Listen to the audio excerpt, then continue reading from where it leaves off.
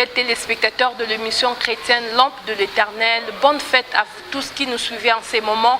Nous sommes honorés en ces jours de recevoir le révérend pasteur Justin Yampompo. Il est pasteur national de l'Église de Dieu des chrétiens rachetés. Nous sommes là pour parler d'un thème qui est pertinent. Il s'agit de produire des fruits qui demeurent. Bonjour pasteur. Bonjour. Pasteur, pourquoi avez-vous choisi de parler de ce thème qui est vraiment pertinent, produire des fruits qui demeurent? Merci beaucoup d'abord pour l'opportunité m'accorder encore une fois d'être sur les antennes de cette émission Lampe de l'Éternel. Merci. Aussi j'en profite pour saluer tous nos téléspectateurs, ceux-là qui ont été fidèles dans toutes nos émissions au courant de cette année. Et je leur souhaite aussi bonne fête dans cette période de festivité. Que le Seigneur soit avec eux, que le Seigneur les bénisse. Donc pour répondre maintenant à votre question, là où vous parlez de pourquoi j'ai choisi ce thème, en soi, quand un homme de Dieu se met à prêcher, d'abord c'est Dieu. Oui. C'est Dieu qui lui inspire la notion, la parole, le besoin de son peuple pendant ce temps. Et aussi le besoin de l'homme de Dieu lui-même. C'est-à-dire que peut-être que Dieu a voulu que je puisse un peu revoir et insister sur cette notion de téléphone. Parce qu'il y a un passage dans la Bible qui me tient à cœur et chaque fois que j'y pense, je trouve que Dieu a une attente. Dieu attend quelque chose de nous. Cela se trouve dans Jean chapitre 15. Jean chapitre 15 au verset 16. Là où le Seigneur Jésus dit, parle aux disciples, il leur dit, c'est pas vous qui m'avez choisi, mais c'est moi qui vous ai choisi, je vous ai établi, afin que vous alliez et que vous portiez du fruit et que vos fruits demeurent. Donc ça c'est une interpellation, c'est une attente de la part de l'Éternel. Ce n'est pas vous qui m'avez choisi, mais moi je vous ai choisi. En soi, le Seigneur est en train de dire, je vous ai choisi, je vous ai établi, mais pas pour rester les bras croisés, c'est dans une mission. Oui, c'est pour travailler. Vous devez travailler. Alors, en réfléchissant, en méditant sur cette parole et sur ce verset, c'est pourquoi j'ai pu développer toute une série d'enseignements. Et ainsi, nous en avons fait pendant presque un mois. Un mois, oui. C'est ça. Pasteur, est-il possible d'être un enfant de Dieu et de ne pas porter de fruits? Et pourquoi certaines catégories de chrétiens, entre guillemets, ne portent pas de fruits? Merci, c'est une grande question dans le sens que Jésus lui-même en parle. Il en parle dans Jean chapitre 15. Jean chapitre 15 à partir du verset 1. Il dit, je suis le cep et le vrai cep et mon père est le vigneron. Et vous, vous êtes les sarments. Il dit, tout sarment en moi qui est en moi et qui ne porte pas de fruit sera retranché, sera coupé. Et tout sarment qui portera du fruit sera émondé afin qu'il puisse porter encore beaucoup plus de fruits. Là, il insiste au verset 2, tout sarment en moi qui ne porte pas de fruit. C'est-à-dire, il y a de ces sarments qui sont en lui, mais qui ne portent pas du fruit. Donc, c'est possible que tu sois dans le Seigneur, mais tu ne portes pas de fruit. Mais comment ça? Comment ça? Je vais vous répondre par deux volets. Premier volet, je vois quelqu'un qui est parmi les disciples, il s'appelle Judas Iscariote, qui vivra avec les disciples pendant les 3 ans que Jésus-Christ est sur terre. Il leur donne la parole, il les enseigne. Il a accepté de suivre Jésus-Christ. Et je vais un peu donner cette image d'un chrétien qui a accepté Jésus-Christ et qui est venu et qui prie avec nous, qui est avec nous, qui fait tous les services possibles avec le Seigneur. Mais fin de compte, on se rend compte qu'il n'est pas de Dieu. Et Jésus lui-même dira que je vous ai choisi 12. Et parmi vous, il y a un enfant de la perdition, un qui est du diable. Donc il a accepté Jésus-Christ, il a vécu avec Jésus, il a suivi la parole pendant les 3 ans que Jésus a enseigné, mais il ne s'est jamais converti. Et quand quelqu'un ne s'est jamais converti comme ça, il n'y a pas moyen qu'il porte de fruits. Il n'y a pas moyen qu'il porte de fruits. Donc, nos églises, parfois, c'est plein de gens qui viennent à longueur de journée, qui prient, qui chantent, qui font même le service à son retard dans l'église, mais fin de compte, qui n'ont jamais connu le Seigneur et qui n'ont jamais accepté le Seigneur. Jésus-Christ lui-même le dit. Il dit que beaucoup viendront et ils diront, en ton nom, nous avons fait ceci, en ton nom, nous avons chassé les démons, nous avons imposé les mains malades, nous avons prêché, nous avons parlé en langue, s'il faut le dire. Mais il dira que je ne vous ai jamais connu, parce que vous êtes faiseurs d'iniquité. Donc, ils ne portent pas du bon fruit que le Seigneur attend, mais ils ont d'autres fruits qu'ils sont en train de porter. C'est pourquoi dans Matthieu chapitre 7 au verset 15, il dit, gardez-vous des faux prophètes. En d'autres termes, soyez prudents. Et dans Jean chapitre 1 au verset 11 et 12, il dit, cette parole qui était en Dieu et qui était Dieu au commencement, s'est faite chair, il a été parmi nous. Et il est venu vers les siens, c'est-à-dire vers Israël, vers les Juifs, mais ils n'ont pas reçu. Mais à ceux-là qui l'ont reçu, ceux-là qui ont cru en son nom, la Bible dit leur a donné le pouvoir de devenir enfants de Dieu. Si tu crois que Jésus-Christ est Seigneur et tu l'acceptes dans ton cœur par la foi, tu le reçois et tu es converti et tu acceptes Jésus-Christ comme Seigneur et Sauveur. Ça, c'est le salut. Mais la conversion, c'est cette marche qui t'amène. Conversion, il y a le mot convertir. À devenir. Le devenir enfant de Dieu. Devenir dans 1 Corinthiens chapitre 5 au verset chapitre 5, oui, au verset 7, la Bible dit que voici tous ceux-là qui sont en Christ sont devenus de nouvelles créatures. Voici toutes choses anciennes sont passées et toutes choses sont devenues nouvelles. C'est une nouvelle vie qui commence. On se convertit, on passe du royaume des ténèbres vers le royaume de la lumière. C'est-à-dire, il doit y avoir un changement en nous, changement de mentalité, changement d'action, changement d'attitude, changement de pensée, changement dans tout ce que nous étions en train de faire avant, que nous avions considéré comme si c'était normal, comme si c'était un cours de vie normal, alors que ça n'était pas, c'était du péché, c'était quelque chose qui ne plaisait pas à Dieu. Ce changement-là, cette transformation-là, c'est ce que nous avons appelé la conversion. Donc tu peux accepter Jésus-Christ, mais tu dois subir cette conversion.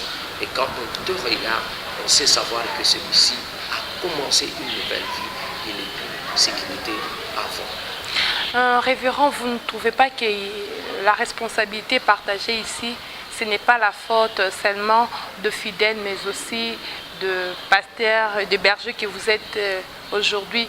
Parce qu'aujourd'hui, dans nos églises, vous parlez, vous prêchez que de la bénédiction, au lieu de parler des préalables pour obtenir cette bénédiction. Merci, je pense que vous avez raison. Quelque part, effectivement, c'est une responsabilité partagée. Partagée dans le sens que, d'abord, ça doit commencer avec nous-mêmes, serviteurs de Dieu. On doit montrer aux gens le chemin qu'il faut suivre.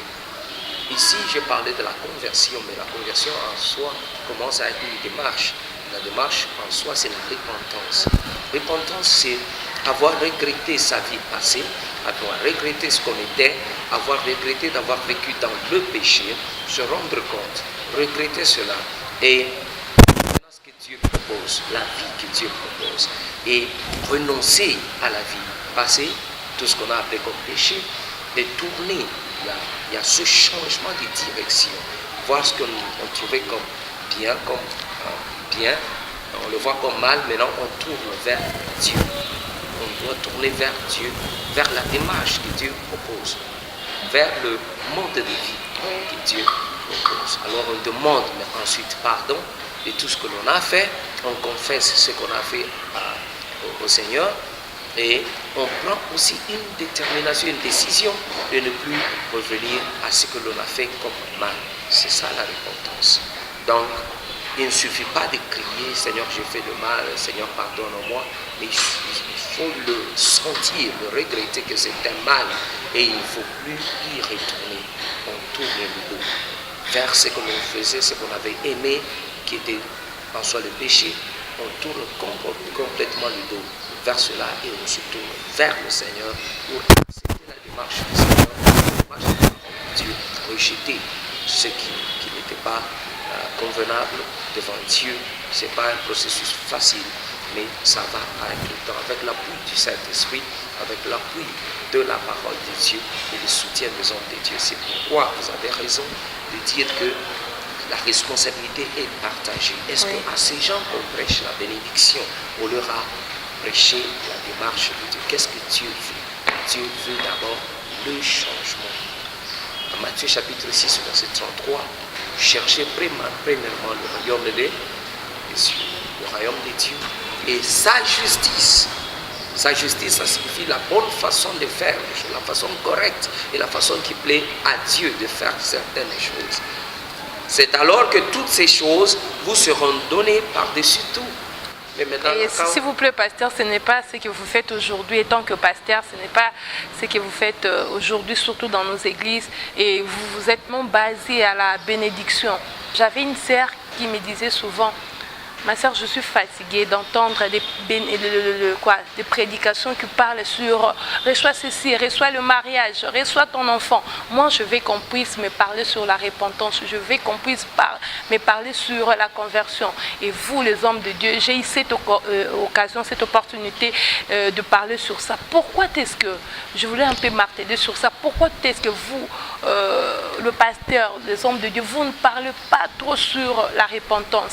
Vous êtes toujours sur la bénédiction. Merci beaucoup, c'est une très bonne question, mais là je veux vous ramener dans la Bible. Je n'aime pas trop parler des autres. Oui. En soi, même dans la prédication de Jésus-Christ, l'un ne doit pas prendre le dessus sur l'autre.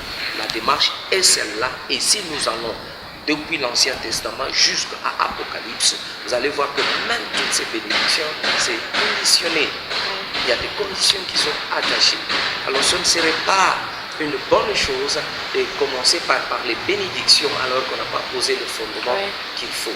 Alors s'il y a des ceux-là qui sont partis comme ça, je dirais que c'est une erreur. C'est une erreur et une erreur reste erreur, on doit la corriger. Mais en soi, ce qu'il faut faire, il faut poser le fondement sur lequel on doit bâtir une maison. Et le fondement, c'est quoi? C'est cette vie fondamentale de la vie chrétienne qui est basée sur la sainte doctrine de la parole de Dieu, la sanctification, la crainte de Dieu, l'obéissance de la parole de Dieu et des commandements de Dieu. Donc quand on pose tout cela, parce que Christ revient là-dessus, il parle de toutes ces choses. C'est Christ qui a parlé de chercher premièrement le royaume des cieux et sa justice, et ainsi toutes ces choses vous seront données par-dessus tout. Donc on ne doit pas mettre la charrue devant le bœuf, il faut le dire. Donc c'est placer la bénédiction avant toute chose, c'est placer la charrue avant le bœuf. La charrue doit être derrière le bœuf et le bœuf doit aller devant la charrue. Le bœuf, c'est quoi? C'est le fondement de la sainte doctrine de la parole de Dieu, la crainte de Dieu, la sanctification, le pardon et la repentance que chaque pasteur doit enseigner et prêcher. Et là, je vais terminer peut-être cette question par deux aspects. Il y a l'enseignement qui fait asseoir en soi le chrétien dans les bases de la parole de Dieu, dans la chrétienté vraie. Mais la prédication, souvent, c'est pour susciter la foi, réveiller un peu la foi, espérer. En d'autres termes, une parole d'espoir. Oui, parole d'espoir, d'encouragement, oui, afin de relever un peu le moral des enfants de Dieu et les amener à toujours attendre de Dieu quelque chose qui peut-être ils ont attendu assez longtemps, où ils traversent des moments parfois trop compliqués. La parole vient les motiver, de relever un peu et les soutenir dans cette foi. Et c'est là où se place maintenant la prédication, pour amener les gens vers la guérison, vers la délivrance, vers Dieu n'a pas cessé de faire des miracles. Oui. Dieu continue à faire des miracles. Dieu n'a pas cessé de guérir. Il continue à guérir. Dieu n'a pas cessé de bénir. Il continue à bénir. Mais néanmoins, il faut savoir équilibrer les choses. Ne faire que déclarer des bénédictions sur les enfants de Dieu, c'est une bonne chose. Ça fait partie du sacerdoce, ça fait partie de la responsabilité de l'homme de Dieu de bénir le peuple de Dieu, mais ce n'est pas ça la finalité de tout. La Bible dit à quoi servirait à un homme de gagner le monde entier s'il aura perdu son âme. Donc l'éternité a plus de valeur que la vie que nous vivons actuellement sur terre. Ok, merci révérend. Et ici nous parlons de produire de fruits et de fruits de mer. Il s'agit de quels fruits? Ah oui. Nous voulons en fait expliciter aux enfants de Dieu. Il s'agit de quels fruits? Merci. J'avais classé les fruits. Les fruits, il y en a beaucoup. Et j'avais parlé d'abord du premier pas qui est le salut. Le salut. Tu ne peux pas porter de fruits si tu n'es pas encore converti. Tu n'as pas accepté Jésus-Christ comme Seigneur et Sauveur. Deux, j'avais parlé du fruit de la repentance. Il doit y avoir des fruits dans notre vie qui montrent réellement que nous nous sommes repentis. Nous avons cessé avec l'ancienne vie et nous avons commencé à une nouvelle vie en Jésus-Christ. Il doit y avoir une démarcation totale entre l'ancienne vie et notre nouvelle vie. Par exemple, celui qui volait avant, quand il accepte Jésus-Christ comme Seigneur et Sauveur, dans sa repentance, il se repentit d'abord de cet acte. Il doit cesser. C'est-à-dire, on doit le voir maintenant dans sa vie qu'il a eu une transformation de vie. Les pensées aussi doivent changer. Romains chapitre 12, verset 1, il dit ne vous conformez pas au siècle présent, mais soyez renouvelés. Okay? Acceptez ce renouvellement de pensée. Okay? Changement de pensée à tous les niveaux. Je pensais avant que voler, forniquer, ce n'était pas mauvais. Maintenant que je suis dans le Seigneur, je dois avoir un changement d'attitude et un changement de pensée vis-à-vis de cela. Okay? Et ça a affaire au fruit de la repentance. Et puis j'avais aussi parlé du fruit du Saint-Esprit. Dans Galates chapitre 5, verset 22, j'avais dit beaucoup plus que le fruit du Saint-Esprit, ça a affaire à notre caractère. Okay? Le fruit du Saint-Esprit, c'est la joie, la paix, l'amour, la bénignité, la tempérance, la fidélité. Et la Bible continue à dire qu'il n'y a aucune loi qui est contre ces choses. Que ce soit la loi de Dieu, que ce soit la loi des humains, des hommes, n'est pas contre ces choses, contre le fruit du Saint-Esprit. Donc, ça modèle en nous un nouvel être, un nouveau chrétien, une nouvelle créature. Et ça montre quelqu'un qui a le caractère de Jésus-Christ, qui présente maintenant l'amour, la joie, la paix. Il est porteur de la paix intérieure et il peut la transmettre aussi aux autres. Donc, c'est cette image de Jésus-Christ que le Saint-Esprit, en habitant en nous, nous aide à produire. Néanmoins, nous devons collaborer avec le Saint-Esprit. Romains chapitre 8, au verset 14 jusqu'au verset 16, il dit, le Saint-Esprit parle à notre esprit que nous sommes enfants de Dieu, car ceux-là qui sont conduits par le Saint-Esprit sont enfants de Dieu. Donc le Saint-Esprit commence à nous conduire, commence aussi à parler, à témoigner à notre esprit. C'est-à-dire, il devient un correctif sur nous. Il nous corrige quand nous sommes en erreur. Il ne nous encourage pas quand nous sommes dans le mal. Voyez-vous, le chrétien marche maintenant sous un code de conduite qui est imposé par la parole de Dieu et par la direction du Saint-Esprit. Alors là, c'est le fruit du Saint-Esprit. Il y a aussi le fruit du ministère de la paix. Nous sommes appelés à être sauvés et à sauver les autres. Oui. D'accord. À les amener à Jésus-Christ, à la connaissance de Dieu, à la connaissance du Sauveur, à l'acceptance même du Seigneur. Ils doivent accepter Jésus-Christ comme Seigneur et Sauveur et nous devons peupler le royaume de Dieu. Nous devons gagner. La Bible dit qu'il y a beaucoup plus de joie dans le ciel quand une seule âme se répand. Comment est-ce qu'ils vont se repentir s'ils n'ont pas entendu? Donc nous devons aller vers eux, nous devons leur prêcher la parole de Dieu, nous devons les persuader parfois à les amener au Seigneur et quand le Saint-Esprit les aura touchés, parce que c'est le Saint-Esprit qui convainc du péché de la justice, ça c'est Jean chapitre 16, versets 7 à 8, c'est le Saint-Esprit qui convainc maintenant ces gens quant à la justice, quant au péché et quant à la vie éternelle. Ils viennent maintenant à Jésus-Christ, l'acceptent comme Seigneur et Sauveur et ainsi nous sommes en train de peupler, s'il faut le dire, le royaume de Dieu. Donc ça c'est maintenant sur le plan ministériel et sur le plan de la paix. Et là, il y a aussi beaucoup d'autres fruits pour ceux-là qui sont dans le sacerdoce, dans le service de Dieu, même pour ceux-là qui ne sont que fidèles dans l'assemblée. Gagner les âmes, c'est pour tout le monde. C'est pour tout le monde. Mais dans le niveau du ministère, chaque pasteur, chaque prophète, docteur, selon son appel, il doit aussi produire de bons fruits selon son appel. Par exemple, quand nous parlons de Matthieu chapitre 7, au verset 15, là où il y a de ces gens-là qui sont des faux prophètes, par exemple, donc ils se disent qu'ils ont un ministère ou un appel ou un office dans l'œuvre de Dieu, ils font des miracles de ceci, de cela, mais Jésus n'a pas vu ça comme de bons fruits. Mais il dit, vous les connaîtrez par leurs fruits. C'est-à-dire, ils produisent autre chose, ils montrent.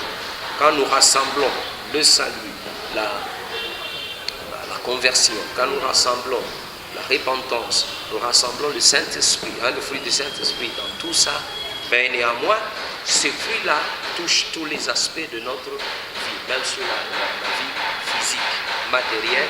Un enfant de Dieu doit prospérer, doit réussir. Okay? Vous qui aimez la bénédiction.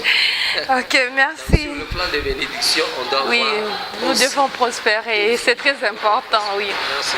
Ok, merci, pasteur. Nous avons, en fait, il y a beaucoup d'enfants de Dieu qui nous suivent en ces moments. Pasteur, que doit faire pratiquement, pas théoriquement, un enfant de Dieu pour produire de fruits et surtout de fruits qui demeurent? Ouais, merci. Mais ça, c'est une question qui va couvrir pratiquement. En fait, toutes même les émissions. en résumé. Donc, en résumé, ce que je peux dire, c'est accepter Jésus-Christ comme Seigneur et Sauveur. Oui. Ok. C'est aller dans une repentance sincère, Oui. afin d'obtenir le pardon du péché et une conversion de notre personne et être réellement un enfant de Dieu. C'est se nourrir de la parole de Dieu quotidiennement.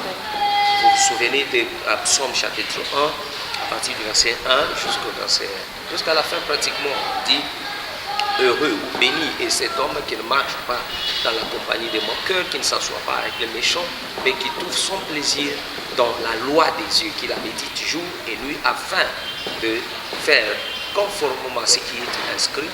Et il est semblable à un arbre planté près d'un courant d'eau et qui porte du fruit en sa saison.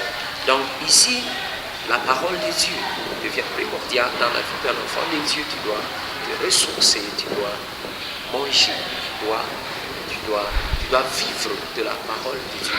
Dans la parole de Dieu, je vois non seulement la connaissance, de tête, s'il faut le dire, connaître les versets, non, je vois l'obéissance à cette parole, la pratique à la parole. Souvenez-vous de Josué chapitre 1, verset 8, que ce livre de la loi ne s'écarte pas de ta bouche. Non seulement, ça ne doit pas rester au niveau de la bouche. Il faut la méditer. Médite jour et nuit, afin de faire, d'agir conformément à ce qui est prescrit. C'est alors que tu réussiras dans toutes tes entreprises. Donc ici, vous voyez le conditionnement ou la condition même de bénédiction. Tu dois obéir, tu dois agir conformément et fidèlement à ce qui est écrit. C'est alors qu'il y a une production de fruits sur un autre niveau. Ta vie prospérera. Donc, l'enfant de Dieu doit se nourrir de la parole de Dieu quotidiennement, doit être rempli du Saint-Esprit, se ressourcer chaque fois, être rempli du Saint-Esprit, doit être conduit par le Saint-Esprit, être obéissant à la voix du Saint-Esprit. Le Saint-Esprit ne te conduira que conformément à la parole de Dieu. La Bible dit, il ne parlera pas de lui-même, mais il prendra ce qui est en Christ et nous le fera connaître. Ce qui est en Christ, c'est quoi? C'est la parole de Dieu. Jésus-Christ, il est la parole de Dieu. Donc, quand nous faisons tout cela, nous porterons du fruit. Mais nous devons néanmoins sortir aussi, évangéliser, parler aux autres. Quand je parlais du fruit de la paix, en tant qu'enfant de Dieu, c'est gagner les autres âmes et de ramener au Seigneur. Donc, marcher dans la sanctification, marcher dans la parole de Dieu, dans l'obéissance totale de la parole de Dieu, fera que nous puissions porter des fruits qui vont demeurer. Ok, merci pasteur. Pouvez-vous nous expliquer ces passages, Jean 12, 24, la Bible dit, je lis au nom de Jésus. En vérité, je vous l'ai dit, si les grains de blé qui est tombé en terre ne meurent, il reste seul, mais s'il meurt, il porte beaucoup de fruits. Pasteur, ici, il s'agit de quelle mort? Merci beaucoup. Jésus, quand il parle des illustrations, des paraboles, des allégories qu'il utilise pour faire comprendre l'idée maîtresse principale qu'il veut nous faire comprendre. Quand vous prenez un grain, il faut qu'il tombe à terre, il faut qu'il soit enseveli, enterré sous le sol. Il pourrit presque. Mais c'est dans ce processus de pourrissement qu'il y a même la vie, il y a la naissance. Si un grain refuse de passer à ce processus de pourrissement, il ne va pas donner. Si on le ressort de la terre pour chercher à le manger, il n'est plus consommable. Il doit accepter de passer par ça. Pour que nous puissions porter du fruit, Jésus nous ramène à ce processus-là de brisement, d'abandon de l'ancienne vie. Accepter de mourir quant au péché, quant à la vie ancienne, quant à certaines gloires de ce monde, certains plaisirs, certaines pulsions de ce monde. Et c'est alors quand on aura accepté de passer sur ce processus, on en sort transformé. À ce moment-là, on pourra facilement porter du fruit. Ça ne sera pas entaché d'autre chose. Donc c'est un processus de brisement, de transformation, de conversion, de changement, de devenir vraiment une nouvelle créature afin de pouvoir porter du fruit. Revenons dans Jean chapitre 15, il dit celui qui cherche ou qui porte du fruit, il va encore l'émonder. C'est un processus. Quand il y a ce pourrissement, c'est un processus dur. Ça fait mal. Ça fait très mal. Et quand on émonde, ça fait mal. Vous avez déjà vu un arbre qu'on émonde, on coupe des branchettes qui ne servent à rien. Vous allez voir la sève qui coule. Allégoriquement, on dira quoi? C'est comme si l'arbre est en train de saigner. L'arbre est en train de pleurer. Voilà. C'est un processus douloureux afin de produire maintenant plus tard des bons fruits. Donc, celui qui veut suivre Jésus-Christ, il dit qu'il va porter sa croix et il doit le suivre. Il faut accepter. Okay? Il y a de ceux-là qui veulent suivre Jésus-Christ. Il dit non, avant que je te suive, je dois rentrer, aller enterrer mon père. Jésus dit laisse les morts. Oui, c'est pas facile. C'est que Jésus dit là, c'est un pasteur d'aujourd'hui qui dira ça mon Dieu, un fidèle. Il dira que non, toi, il y a maintenant là, il y a deuil chez nous, je dois aller enterrer ma mère. Et le pasteur dira à mon Dieu, à ce fidèle, laisse les morts s'enterrer, eux-mêmes viens. Non, il est en train de montrer ce processus, tant douloureux que ça pourra être, mais accepte. Il dit, si c'est ton œil qui te fait pécher, qu'est-ce que tu dois faire? Tu dois le crever, tu dois l'enlever. Il vaudrait mieux entrer dans le royaume des cieux avec un seul œil qu'aller en enfer avec deux yeux.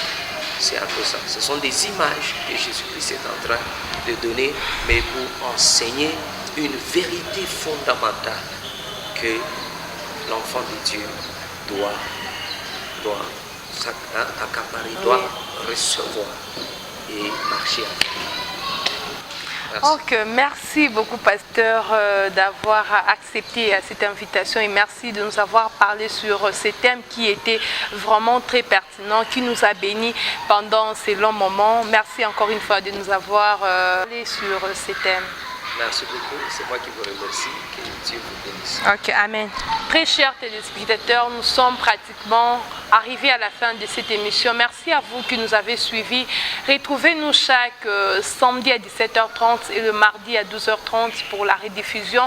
Vous qui nous suivez, vous avez des questions, vous avez besoin de la prière, n'hésitez pas de nous contacter sur notre numéro qui est affiché au bas de vos écrans. Bye et à la prochaine, que Dieu vous bénisse.